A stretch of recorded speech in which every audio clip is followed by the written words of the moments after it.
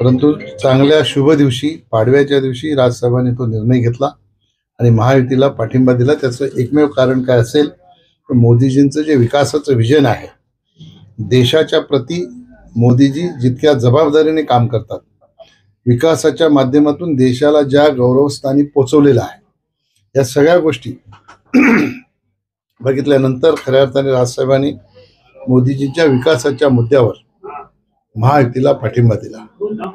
आमच्या सगळ्याच नेत्यांनी त्याचं स्वागत केलं, मीही स्वागत केलं। मी स्वतः जाऊन राजसाहेबांची भेट घेतली, त्यांना शाश्वत केलं की माझ्या लोकसभेत मी विकासाचं काम करतच आहे, यापुढेही भिवंडी लोकसभा क्षेत्राचा चेहरा मोहरा बदलण्यासाठी निश्चितपणाने काम करीन, अशा प्रकारचा विश्वास त्यांना मी देऊन आलो।